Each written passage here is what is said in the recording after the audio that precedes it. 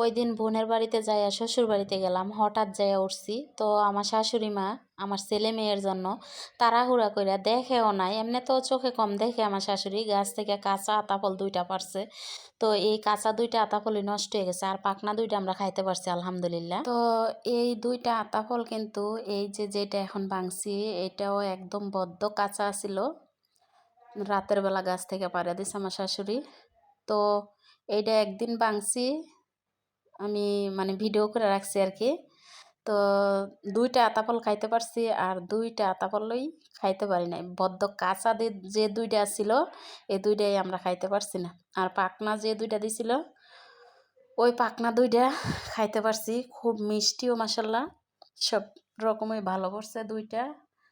আর এটা আতাফল যে পচলে এমন গন্ধ বের হয়, আর ওপরের চামড়াটা দেখেন পচা কিনা ভালো বোঝাই কিন্তু যায় না, ঠিক না? আসসালামু আলাইকুম, আপনারা সবাই কেমন আছেন? আশা করছি যে যেখান থেকে আমার এই ভিডিও দেখেন সবাই অনেক ভালো আছেন। আল্লাহ তাআলার অশেষ রহমতে আলহামদুলিল্লাহ আছি। কোনো রকম শরীরটা বেশি একটা ভালো না, আসলে কাউরে আমি বুঝাইতে পারি না। আমার মাজা এত ব্যথা, তো কোমরের হাড্ডি প্রচুর পরিমাণে আজকে ব্যথা করতেছে, সহ্য করতে পারতেছি না। তো যাই হোক, শরীরে জ্বর, তারপরেও আপনাদের মাঝে যেহেতু আছি ডেলি ব্লগ শেয়ার করলাম আপনাদের সাথে। তো সব কিছুই মানুষ আমাকে বাধ্য করেছে, আমি কখনো নিজে নিজে বাধ্য হইনি। তো কিছু কথা বলার চেষ্টা করি, তাও বলতে পারি না, মন চায় যে বলি। তো সব কিছু মিলিয়ে আজকের ডেলি ব্লগটা আপনারা দেখেন। তো খুব মাথা ব্যথা আর জ্বর, আর আজকে সারাটা দিন ধরে মানে কোমরের হাড্ডির ব্যথা অস্থির। এই যে জোনাইদের জন্য নাস্তা বানাইলাম, আর মলাই মাছের চরচুরির তরকারি।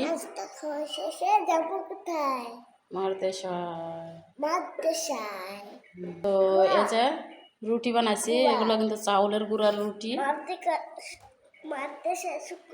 আর নিচে নামছিলাম পানির জন্য, যায় দেখি এত সুন্দর তাজা শাক, একদম কসকসা, 1000 টাকা নোটটা ভাঙায়। তারপর এই কসকসা, এই তাজা মিষ্টি কুমড়োর শাক, এই তাজা মিষ্টি কুমড়োর শাক আনলাম।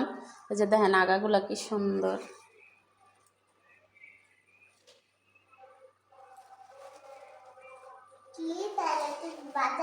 না না না, বাজার যাই না বাবা, গেটের সামনে তেন মা বাজারে যাই না, বাজারে গেলে তো না নিয়ে যাবো। তো খুব সুন্দর কিন্তু শাকগুলা।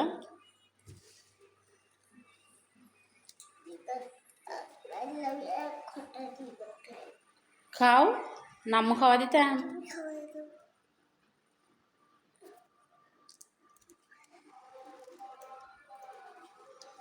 এই যে শাকটা আমি কাটতে নিয়ে নিলাম।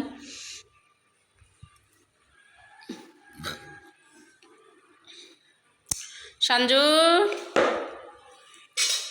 দেখেন মাইয়া কেমন অলস,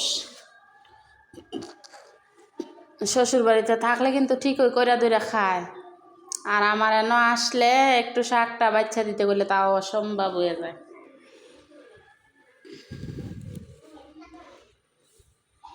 মায়ের কাছে আসলে যে মেয়ে অলস হয় এটা কথা ঠিক, শাশুড়ির কাছে থাকলে শরীর চলে বলা।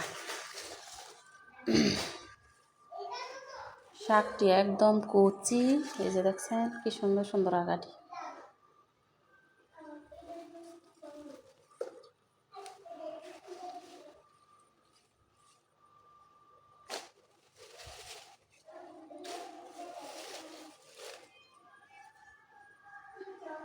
এ দেখেন আমার ছেলে কচুচরির সাথে যুদ্ধ করতেছে। তুমি ছেলে মানুষ, তুমি কে লাগে এডি করা লাগবে? একটু পরে মারদেশা নিয়ে যাবো, রেডি করাইছি। আর দেখেন আর প্যারাটা অনেক বেশি হয়, কারণ আমি বেশ কয়েকবার যাওয়া লাগে। যেমন ধরেন কয়বার যাওয়া লাগে আপনাদের সাথে একটু বলি।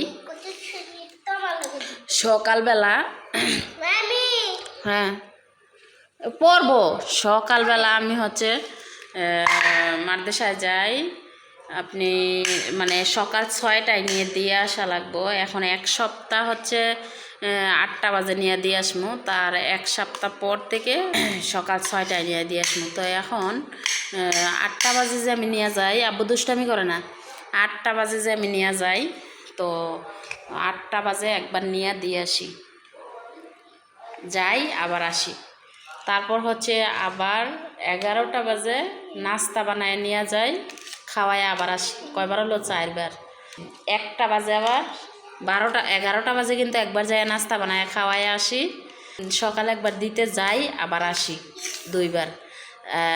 তারপর হচ্ছে 11টা বাজে আবার নাস্তা খাওয়াইতে যাই আবার আসি, 4বার। 1টা বাজে যাই আনি আবার আসি, কয়বার হলো? 6বার। তো আবার মাগরিবের আজানের আগবেলা নিয়ে যাই আবার আসি, আবার রাতের 9টা বাজে যাই ছেলেরে নিয়ে আবার আসি, তাহলে কয়বার হলো? 10বার। প্রত্যেক দিন এই মারদেশা জোনাইদের নিয়ে 10বার আসা যাওয়া হইব আমার। তো আসলে বেশি কয়েক বছর করা লাগবো না, যেহেতু আমার ছেলে এখনও ছোটো আছে, এই জন্য আমি এই 1-2 বছর এইভাবে আসা যাওয়া করতে হইব, প্রতিদিন 10বার জার্নিটা করা লাগবো। করলেও আমি মনে করি ভালো, ছেলে মেয়ে মানুষ করার জন্য বাবা মায়ের একটু কষ্ট হয়, সেটাই হচ্ছে বিষয়। আব্বু তুমি এমন করে না, দাও, তুমি পারতা না। তো ওই দিনকে কচুচুরি ডাল রান্না করছিলাম, ছেলেও পছন্দ করছে, মেয়েও পছন্দ করছে। তো আজকে আবার 1 কেজি আনছিলাম কচুরচুরি, নষ্ট হয়ে যায় থাকলে কিন্তু। তো আজকে আবার এগুলো আসছিল না, অনেক আগেই আনছি, বাজারে যাইনি। দেখেন কিভাবে জিজ্ঞেস করে, বাজারে গেছো? ওই আগেই জানছি, আর একবার কচুচুরি ডাল রান্না করছে, ওরা পছন্দ করছে। তো এগুলো রয়েছে, থাকলে ঘরে নষ্ট হয়ে যায়, কালো হয়ে যায়, এই জন্য আজকে আবার সিদ্ধ করে নিলাম। তো আজকেও কচুচুরির ডাল রান্না করে দিল, আর এগুলা শাক রান্না করবো, গোড়ার শাকটা আর কি, ওই শাকটা আবার নিয়ে নিছি ফাফাইয়া ভর্তা করবো। তো ওই দিক দিয়ে কুকারে বসায় রাখছি অলরেডি।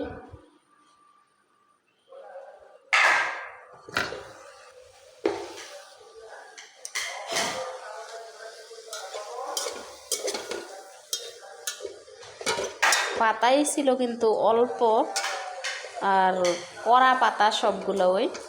তো আমি কড়া পাতা আগাতেও মানে নিম আগাগুলোই কাঠা আনছে, তো আমি পাতা নিয়ে আনিছি, যেহেতু ভর্তাটা পছন্দ করছিল মাইয়ায়, এই জন্য। তো পানিটা শুকাই নিলে টালা টালা হইব, তারপর ভর্তা করবো।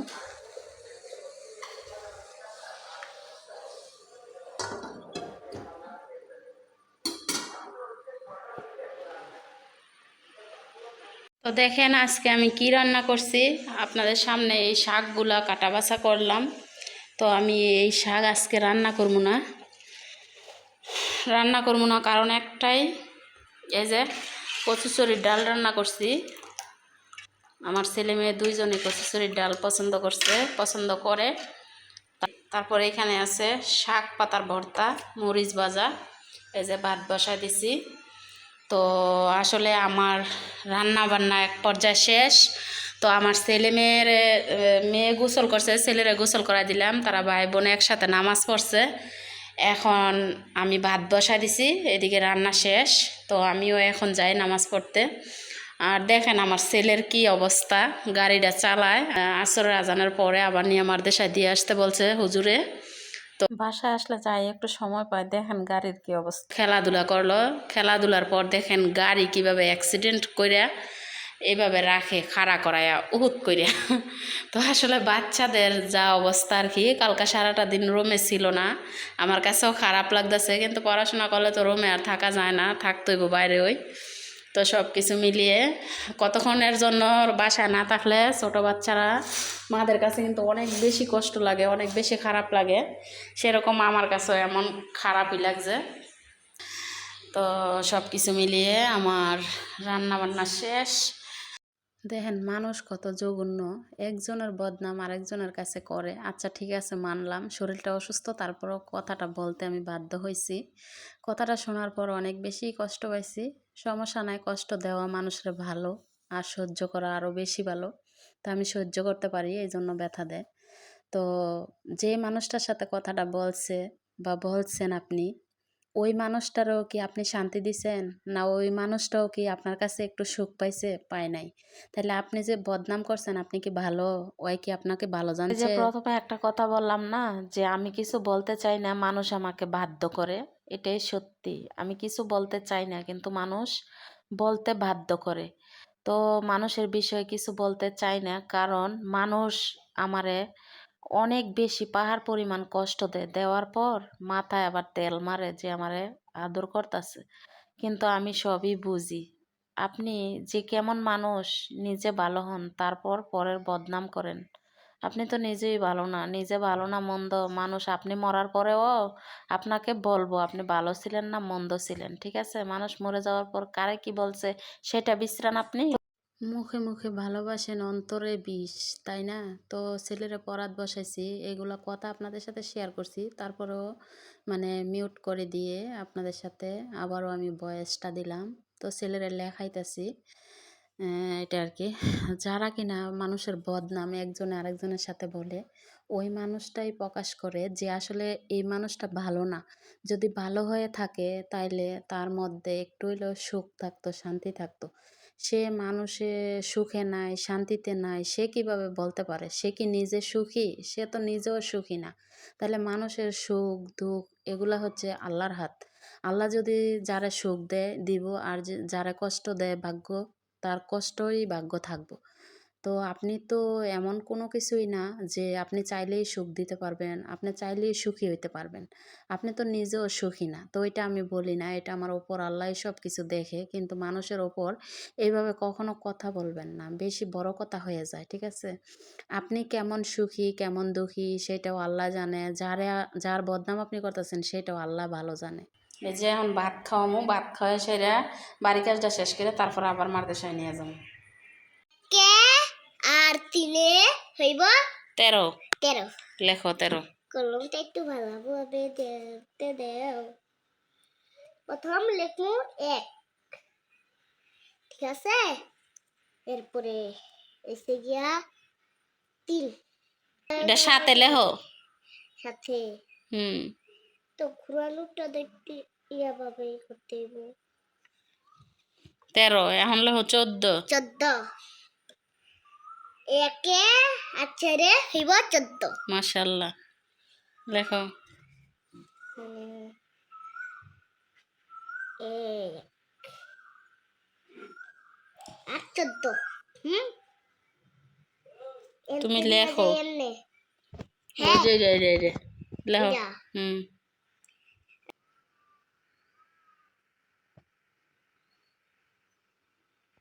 এটা শুনো হইছে 14 এখন লেখো 15।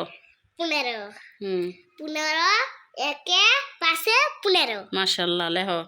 এনে লিখি লেখো। এক 15। মাশাআল্লাহ। আপনারা এটা করাতে তাড়াতাড়ি মানুষ মারা গেছে, এই সেই এগুলো যে বলেন, আপনি কি সারা জীবনে এই দুনিয়ার থাকবেন? জীবনও থাকতেন না। আপনি যত পয়সাওয়ালা হন না কেন, 3.5 হাত মাটির নিচেই দিব, ঠিক আছে? তরাই বড়াই ভালো না 3.5 দিনের দুনিয়া। কিন্তু আপনি যা কিছু করতেছেন মানুষরা কষ্ট দিবেন আর আপনারা ছাইরা দিব না। আপনি একজনরে এইভাবে কষ্ট দিবেন, আল্লাহ অন্যভাবে আপনারে কষ্ট দিব, এটাই স্বাভাবিক। কারণ আল্লাহ চাইলে সব কিছুই করতে পারে। কিন্তু আপনি একটা মানুষ হয়ে কিভাবে বলেন যে আমার এটা করছে দেখে তাড়াতাড়ি মরে গেছে মানুষটা? বাড়ি কাজ তো লেখলো। হয় যে হুজুরকে মাদ্রাসা নিয়ে গেছিলাম, আবার নিয়ে আসছি। আপনি নিজে মানুষের সাথে স্বীকার করেন যে আপনি এই দুনিয়ায় ভালো আছেন, শান্তিতে আছেন, সুখে আছেন। হয়তোবা আপনার জন্য পরপারে এমন কিছু রাখছে সেটা আপনি নিজেও বুঝে উঠতে পারতেছেন না। কারণ কি জানেন, আপনার ব্যবহারটা না অনেক বেশি খারাপ। আপনি যে খারাপ, যে পরিমাণে মানুষের কষ্ট দেন, সেটা উপর আল্লাহ ছাড়া কেউ জানে না। তো এইভাবে মানুষের কষ্ট দিলে আপনার জন্য কষ্ট কিন্তু আল্লাহ স্বাভাবিক রাখছে, ঠিক আছে? আর মানুষ তাড়াতাড়ি মইরা গেছে আপনারা কষ্ট দেওয়ার কারণে এটা সেটা এগুলা কথা বলবেন না। কারণ কি জানেন নি? শয়তানে বেশি দীর্ঘ হায়াত পায় শয়তানে, আর ভালো মানুষের হায়াত কম। এই কথাটা বলতাম না। কি জন্য বলছি জানেন? যে এই কারণে নাকি মৃত্যু মানুষকে আপনি এমন কথা বলতে পারেন, সেজন্য আপনার এই কথাটা উপহার রয়ে গেছে। আপনাকে বলছি। তো ভালো হয়ে যান। মৃত্যু মানুষকে নিয়ে আর কখনো কথা বলবেন না। কারণ সবার জিনিসের সবার পোড়ানি আছে। আপনার জিনিসের আপনার যেমন জ্বলে পোড়া, এমন যার যারটা তার তার লাগে এমন জ্বালা পোড়া আছে। আপনি মনে করেন মানুষরে আপনি কষ্ট দিবেন আর আপনি ভালো থাকবেন, আপনারটাই ভালো না? আপনিও এমন একদিন আইবো ৩.৫ হাত মাটির নিচে আপনারও যাওয়া লাগবো, সবারই যাওয়া লাগবো। কিন্তু আপনি বেশি, বেশি করতেছেন। আপনার যাওয়াটা যে কেমন হয় দুনিয়ার মানুষ দেখবো, বুঝছেন? আপনার জন্য আল্লাহ এমন কিছু রাখবো সেটা আপনি নিজেও ভাইব্যা উঠতে পারতেন না। কিন্তু আমরা আল্লাহর উপর ভরসা রাখি, মানুষের উপর ভরসা রাখি না। মানুষ বলে, "মানুষে আমার এটা করছে দেইখ্যা এর লাগে হ্যাঁ তাড়াতাড়ি মইরা গেছে গা। মানুষ আমার এটা করছে দেইখ্যা হ্যাঁ এমন হইছে, এমন হইছে।" এগুলা কথা আমরা জীবনেও বলবো না। কিন্তু আপনি বলছেন। আপনার জন্য যে আল্লাহ কি রাখছে ওইটা উপর আল্লাহ ভালো জানে। আহারে বসা।